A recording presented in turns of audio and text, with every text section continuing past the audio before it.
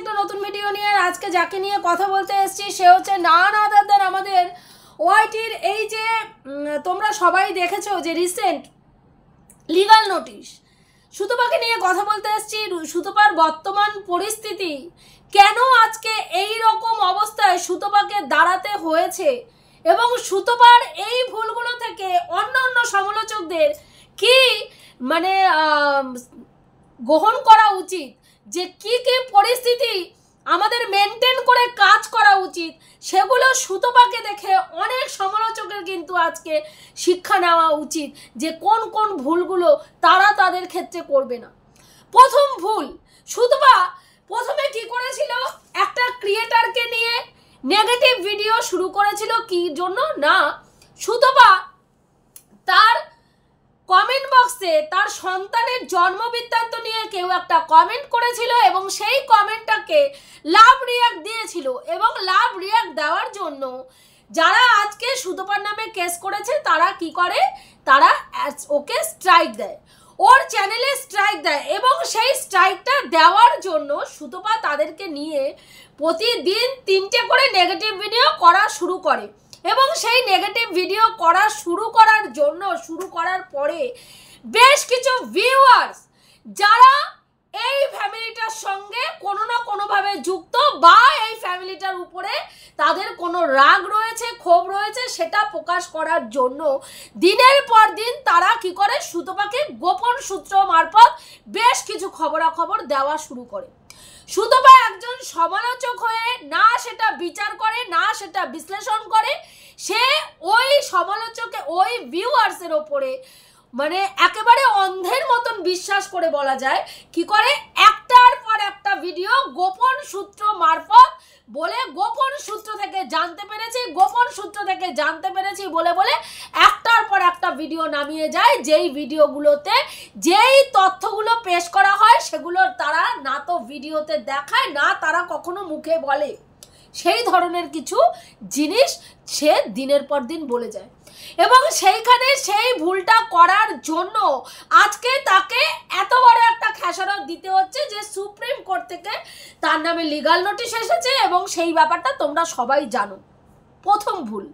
Second, আবার এই যে আরেকটা বড় ব্লগার যিনি আমাদের ম্যান্ডু রানী, সেই ম্যান্ডি রানীর কি করে না, আমরা এতদিন জানতাম যে ম্যান্ডি সুতপাকে ফোন করেছিল।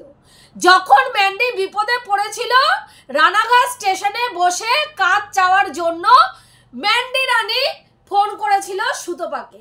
কালকে জানতে পারলাম ম্যান্ডু বলছে যে আমি প্রথমে ফোন করিনি, ফোনটা প্রথম সুতপা করেছিল ম্যান্ডিকে এবং সেইখানে ম্যান্ডির সাথে কথা বলার পরে হুলের নাম্বার সুতপা ম্যান্ডির কাছ থেকে নিয়েছিল এবং ম্যান্ডি স্টেশনে বসেছিল যখন, যে সে সুসাইড করবে বা আত্মহননের পথ বেছে নেবে বলে রানাঘাট স্টেশনে বসেছিল মোবাইলে সুইচ অফ করে।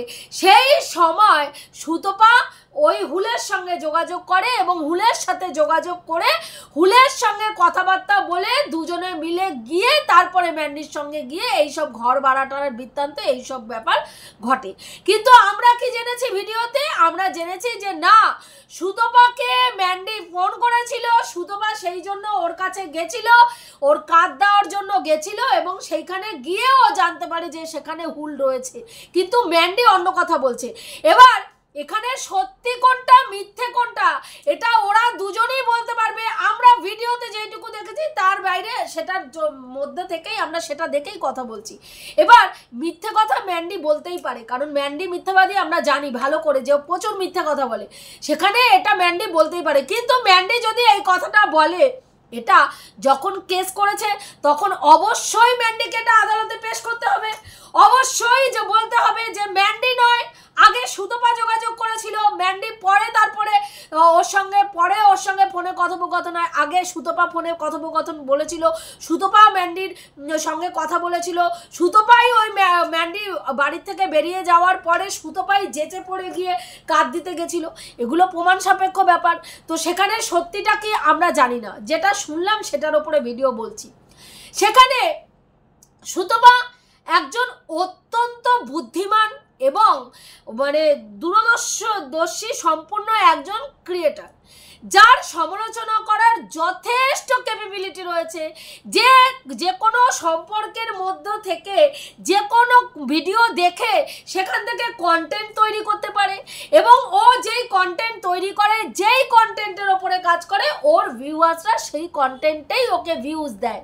তাহলে এতটা রিস্ক নিয়ে এই রকম একটা নোংরা মহিলার পাল্লায় পড়ার কোনো প্রয়োজন ছিল না। যেখানে ম্যান্ডি দিনের পর দিন, কেন আমার কথা হচ্ছে আমি একজন বড় সমালোচক, আমি কেন অন্য কোনো ব্লগারের কথায় উঠবো আর বসবো?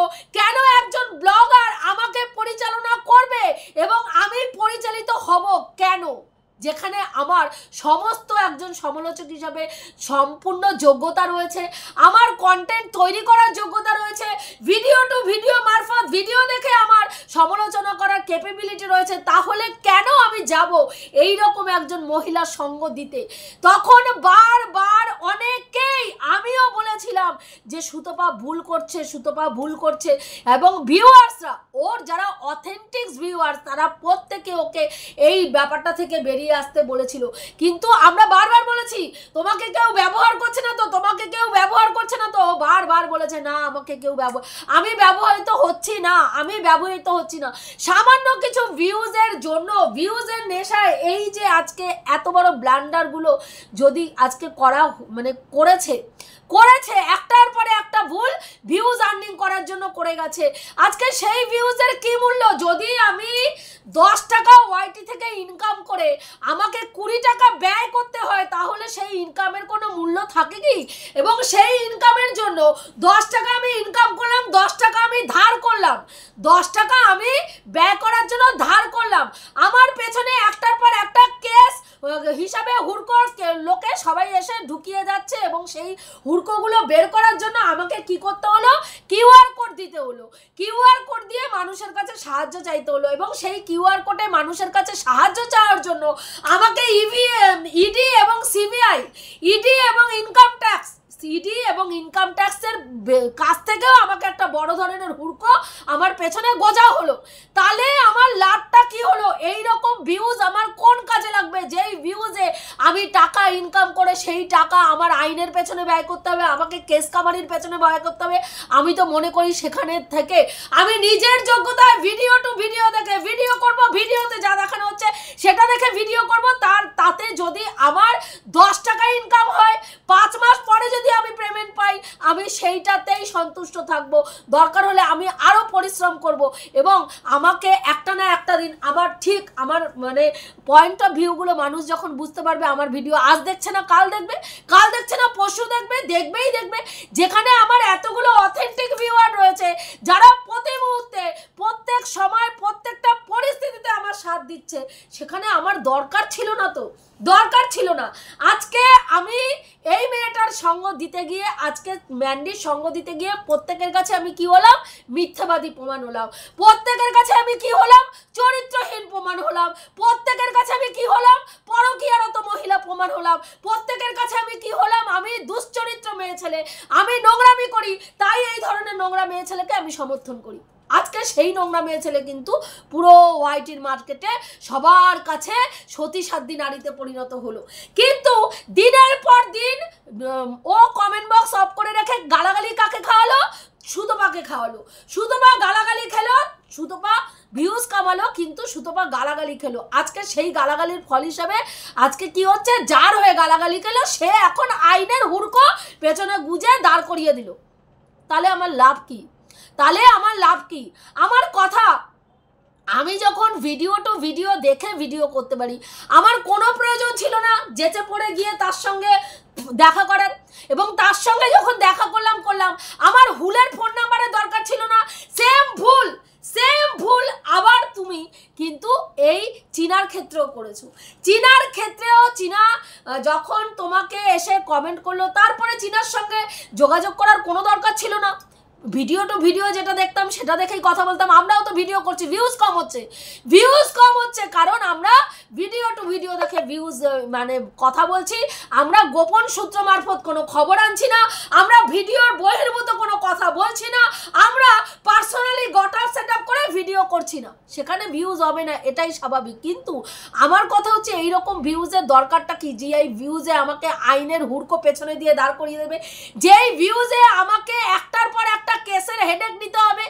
আজকে আমরা প্রত্যেকে এক একজন হাউস ওয়াইফ যারা ঘরে বসে একটা ইনকামের চেষ্টা করছি বলে আজকে এই ওয়াইটি মার্কেটে এসছি, যে ঘরে বসে কোনো ইনকাম যদি ইনকাম করে নিজের পায়ে দাঁড়ানোর জন্য। আমি তো অন্তত তাই জন্য এসছি যে নিজের পায়ে দাঁড়াবো, নিজের স্বাবলম্বী হব, কারণ আমি এমন একটা মানুষ যে নিজের প্রয়োজনে 1 টাকাও কারো কাছে চাইতে পারি না, সেখানে আমার স্বাবলম্বী হওয়াটা ভীষণভাবে দরকার। সেই জায়গায় দাঁড়িয়ে আমি এই ওয়াইটি থেকে নিজের যোগ্যতায়, নিজের মানে কর্মদক্ষতার সাহায্যে কিছু ইনকাম করার চেষ্টা করছি নিজের পায়ে দাঁড়ানোর জন্য। সেইখানে দাঁড়িয়ে আমি যদি একটার পর একটা কেস খাই, আমার ফ্যামিলির লোকরা মেনে নেবে না আমার শ্বশুরবাড়ির লোকরা মেনে নেবে? আজকে আমি বলবো অনেক অনেক অনেক ভালো তোমার হাজবেন্ড তুহিনদা, যে আজকে এই এতগুলো হেডেক তোমাকে মানে এই রকম ভাবে সেই মানুষটা তোমাকে ঢালের মতন দাঁড়িয়ে রয়েছে। অন্য সব বাড়ি হলে এতক্ষণে শ্বশুর বাড়ির থেকে বিদায় করে দিত। এটা একদম বাস্তব সত্যি, এটা একদম বাস্তব সত্যি। কোনো হাজবেন্ড মেনে নিত না। একটার পর একটা আইনের মানে ওর নাম কি বলে, লিগাল নোটিশ, একটার পর একটা ইলিগাল নোটিশ। যখন আজকে এই চীনাও যে তোমার পেছনে ছুরি ফুঁকবে না তার কোনো সিউরিটি নেই, কারণ এই মেয়েটা দেখলে যে আজকে আমরা ওর হয়ে ফাইট করলাম কিসের জন্য, ও ডোমেস্টিক ভায়োলেন্সের শিকার। কিন্তু আজকের ডেটে দেখা যাচ্ছে ও কোনো ডোমেস্টিক ভায়োলেন্সের শিকার না, ও নোংরা চরিত্রের একটা মেয়ে মানুষ। ও নিজের বেলেল্লা পানাকে, নিজের মানে নোংরামিকে সার্থক করার জন্য, নোংরামিকে মানে প্রায়োরিটি দিয়ে আজকে নিজের সন্তানকে রেখে বেরিয়ে গেছে নিজের দেহের চাহিদা, দৈহিক চাহিদা পূরণের জন্য। তার কাছে সন্তানটাও ম্যাটার করে না, সন্তানের ভালো লাগা মন্দ লাগাটাও তার কাছে আজকে ম্যাটার করে না। তাহলে সে আজকে আমাদের ফিলিংসের কোনো মূল্য দিয়েছে? মূল্য দেয়নি তো।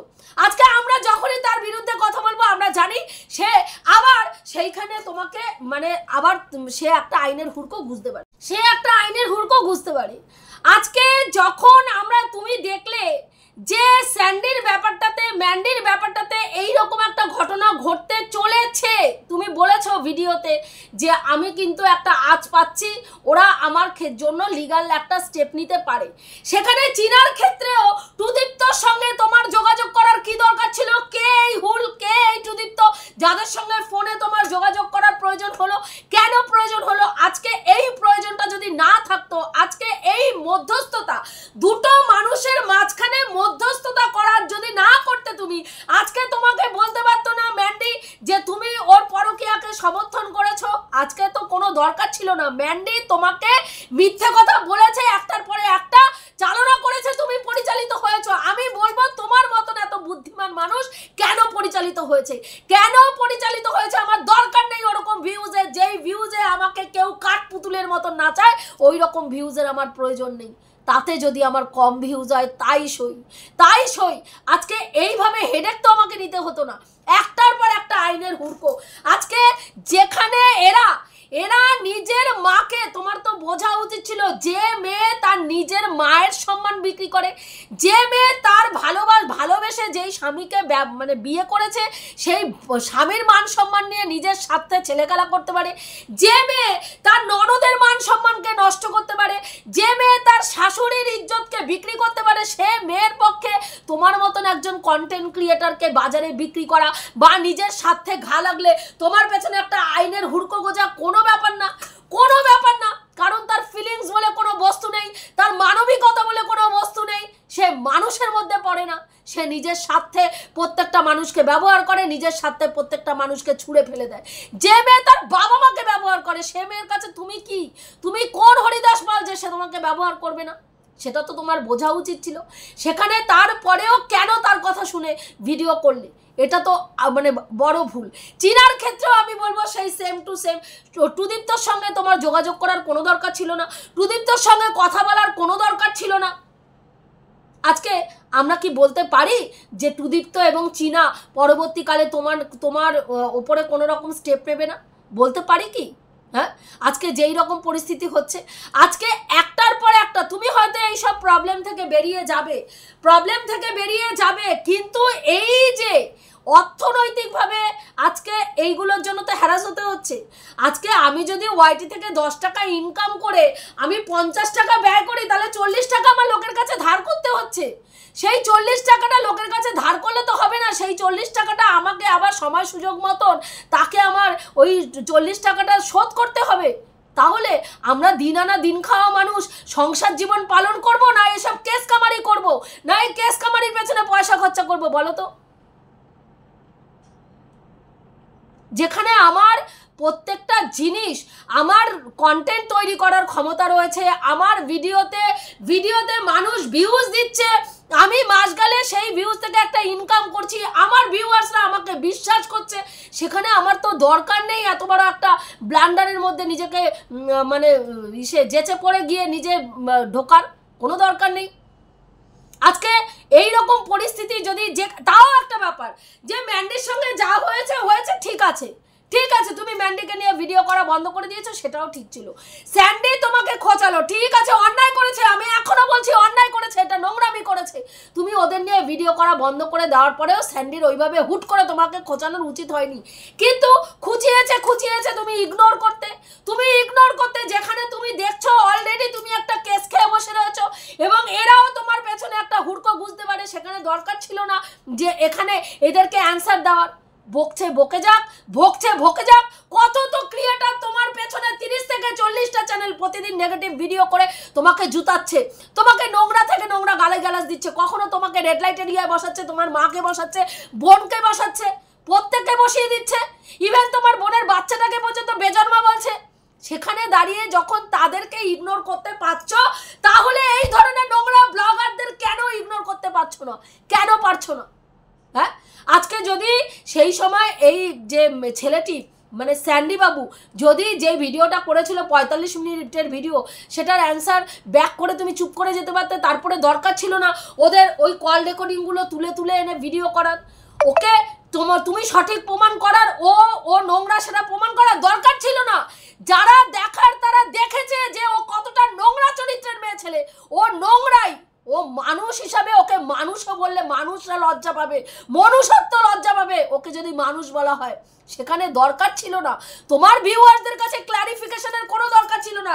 তোমার ভিউয়ার্সরা জানে যে তুমি কি আর ম্যান্ডি কতটা নোংরা, সেটা সেই দিনকেও তোমার ভিউয়ার্সরা জানতো, আজকের ডেটেও তারা জানে, সেখানে তাদেরকে ক্লারিফিকেশন দেওয়ার কোনো দরকার ছিল না। আর যাদেরকে ক্লারিফিকেশন দেওয়ার জন্য এই কল রেকর্ডিংগুলো তুমি ছেড়েছিলে, সেই লোকগুলো তোমার ওই ক্লারিফিকেশনে সন্তুষ্ট হয়েছে কি? সেই লোকগুলো খুশি হয়েছে কি যে তুমি যেগুলো বলেছো সেগুলো একেবারে মানে সঠিক? তারা মেনে নিয়েছে কি? তারা সেই দিনকেও তোমাকে ভুল বলেছে, তারা আজকের ডেটেও তোমাকে ভুল বলছে, তারা সেদিনকেও ম্যান্ডিকে ঠিক বলেছে, তারা আজকের ডেটেও ম্যান্ডিকে ঠিক বলছে। আজকে তারাই বলছে তুমি অন্যায় করেছো, তুমি কল রেকর্ডিংগুলো কেন শুনিয়েছো, যেগুলো তোমার সঙ্গে পার্সোনালি কথা হয়েছে, পার্সোনালি তোমাকে রেকর্ড দিয়েছে, সেইগুলো কেন শুনিয়েছো? আমরা জানি তুমি কেন শুনিয়েছো, কারণ তুমি চেয়েছিলে তোমাকে যেইভাবে মিথ্যে প্রমাণ করছে ম্যান্ডি, যে তুমি ওর নোংরামিগুলো, ও যে মিথ্যে কথাগুলো বলছে সেগুলো যে কতটা মিথ্যে সেটা প্রমাণ করার জন্য তুমি সত্যিটা তুলে ধরেছিলে।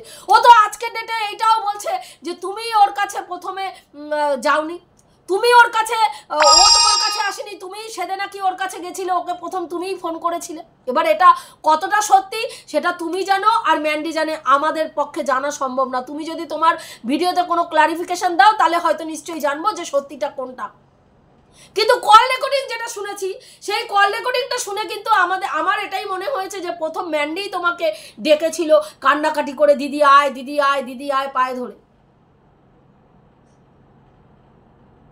আজকে একটার পর একটা তুমি যেখানে দেখতে পাচ্ছ পুরো ওয়াইটি জুড়ে তোমাকে তাড়ানোর জন্য একটা কনস্পিরেসি চলছে, পুরো ওয়াইটি জুড়ে দলবদ্ধভাবে তোমার পেছনে হাত দিয়ে প্রত্যেকটা ক্রিয়েটার, তার সঙ্গে ব্লগাররা হাতে হাত ধরে তোমাকে তাড়ানোর জন্য তারা একটা কনস্পিরেসি ষড়যন্ত্র চালিয়ে যাচ্ছে দিনের পর দিন। সেখানে তোমার তো অনেকটা প্রখর আরও চিন্তা ভাবনা করে এগোনো উচিত ছিল, যেখানে অলরেডি ম্যান্ডির সঙ্গে এই ম্যান্ডির কাছে যাওয়ার পরে তোমার কাছে তুমি একটা আইনের হুড়কো যখন খেয়ে গেছো, এবং সেই সময় ম্যান্ডি স্পিডটি নট হয়ে বসেছিল যখন তুমি পয়সার জন্য উদ্ভ্রান্তের মতন ছুটছো, কান্নাকাটি করছো।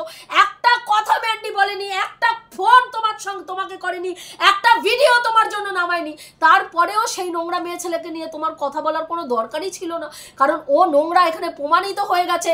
ও যে বেঈমান সেটাও প্রমাণিত হয়ে গেছে। ও মানুষকে ব্যবহার করে, চা খাওয়া ভাড়ের মতন মানুষকে ব্যবহার করে ছুঁড়ে ফেলে দেয়, ব্যবহার করে ছুঁড়ে ফেলে দেয়। সেখানে ওর কাছ থেকে কি এক্সপেকটেশন ছিল তোমার? ছিল কোনো?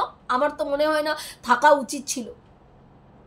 আজকে নিজের মনকে কষ্ট দিচ্ছ, প্লাস ভিউয়ার্সরা যারা তোমাকে মানে অন্ধের মতন ভালোবাসে, তারা প্রত্যেকটা ভিউয়ার্স তোমার এই পরিণতি দেখে কষ্ট পাচ্ছে। আজকে আমাদের মতন ক্রিয়েটাররা কষ্ট পাচ্ছি যে একটার পরে একটা আইনের হুড়কো তোমার পেছনে ঢুকছে। কোনো মানুষ, কোনো তুমি নয়, আজকে অর্থ বলো, তোমার এই দৌড়াদৌড়ি সমস্ত কিছু নিয়ে তুমি আজকে ফাইট করে যাচ্ছ যখন করতে পারছো না, কিন্তু টাকা পয়সা, সময়, টাকা পয়সা সমস্ত কিছু তো তোমার এটাতে যাচ্ছে, তোমার ভাবমূর্তি নষ্ট হচ্ছে। তাহলে আজকে এই রকম ভিডিও করে লাভ কি, যেই ভিডিওতে আমি 2 পয়সা ইনকামের জায়গায় আমার 10 পয়সা আরো ব্যয় হয়ে যায়? এটাই আমার বলার মানে বিষয়। আজকে আমি এটাই বলবো, এই ঘটনা থেকে তুমি শিক্ষা নাও যে না, কারোর সঙ্গে ফোনে কোনো কথোপকথন না, ভিডিও টু ভিডিও দেখবো, কোনো ক্রিয়েটারের সঙ্গে ফোনে কথা বলার দরকার নেই, কোনো ব্লগারের সঙ্গে ফোনে কথা বলার দরকার নেই। কিসের দরকার? ভিডিও, ফোন ছাড়াও ভিডিও করা যায়। আমার যদি যোগ্যতা থাকে আমি ফোন ছাড়া ভিডিও করব, ফোনের মারফত। হ্যাঁ, আমি জানি যারা মানে আজকে ফোন করে ভিডিও করে, গ্রুপ কলিং এর মাধ্যমে তারা সমস্ত কিছু ডিসকাস করে ভিডিও করে, তাদের ভিডিওতে ভিউজ বেশি হয়। কিন্তু আজকে তোমার তাদের পেছনে হুড়কো ঢুকছে না, কারণ তাদেরকে নিয়ে কেউ কনস্পিরেসি করছে না। কিন্তু তোমাকে নিয়ে তো প্রতিনিয়ত কনস্পিরেসি হচ্ছে, সেটা তো তুমি বুঝতে পারছো। জবের থেকে, অনেস্ট গ্রুপ থেকে তুমি বেরিয়েছো, তারপরে দলবদ্ধভাবে তোমাকে শেষ করার জন্য একটা কনস্পিরেসি চলছে। বারবার বহু ভিডিওতে আমি বলেছি এটা কনস্পিরেসি। এটা কোনো একটা ক্রিয়েটারের সঙ্গে এরকম ভাবে কোনো রকম কনস্পিরেসি না থাকলে এটা হতে পারে না, এটা সম্ভবপর নয়। সেখানে তোমাকে তো আরো সতর্ক হওয়া দরকার ছিল, যেখানে ভিউয়ার্সরা বারবার বলছে। যখন আমরা প্রত্যেকটা সময়, প্রত্যেকটা মুহূর্তে বললাম যে এই ম্যান্ডির সঙ্গে তোমার পার্সোনাল যোগাযোগ করার দরকার ছিল না, এবং ম্যান্ডির সমর্থনে তোমার ভিডিও করার দরকার নেই, কারণ ম্যান্ডি নোংরামি সেদিনও করেছে। ম্যান্ডি যে নোংরা সেটা সেদিনও প্রমাণিত হচ্ছে, ম্যান্ডি যে নোংরা আজকেও প্রমাণিত হচ্ছে। ম্যান্ডিকে সেদিনও সমর্থন করিনি, ম্যান্ডিকে আজকেও সমর্থন করি না, ম্যান্ডিকে ভবিষ্যতেও সমর্থন করব না, কারণ নোংরামিকে আমি সমর্থন করি না। একটা মহিলা নোংরামি 1000টা ব্যাটার সঙ্গে শুয়ে আসলো, তারপরে এসে সে স্বামী নিয়ে সোহাগ করা শুরু করলে বলে সে সতীসাধ্যী নারী হয়ে গেল, এটা অন্তত আমি মানতে পারি না। কাজেই আমি বলবো এইবারের ঘটনা, এই যে ঝামেলাগুলো কোর্ট কাছারি, আমি জানি না এই কোর্ট কাছারির ঝামেলা থেকে তুমি কবে মুক্তি পাবে, কবে মানে একেবারে সব কিছু থেকে বেরিয়ে এসে তুমি মানে ভালোভাবে সুস্থভাবে মানে ভিডিও করবে। তবে এইটুকু যে আজকে তোমাকে দেখে নতুন যারা সমালোচনার জগতে আসছে তাদের অনেক কিছু শেখার আছে, যে কোন কোন পদ্ধতিতে তারা আজকে কোন কাজগুলো তাদের করা উচিত, কোন কাজগুলো তাদের করা উচিত না, এবং সেটা আশা করি তারা দেখবে, তারা শিখবে, এবং শিখে সেই শিক্ষাটা নিয়েই তারা সমালোচনার জগতে পা রাখবে এবং সমালোচনা করবে। এটুকুই বলার ছিল।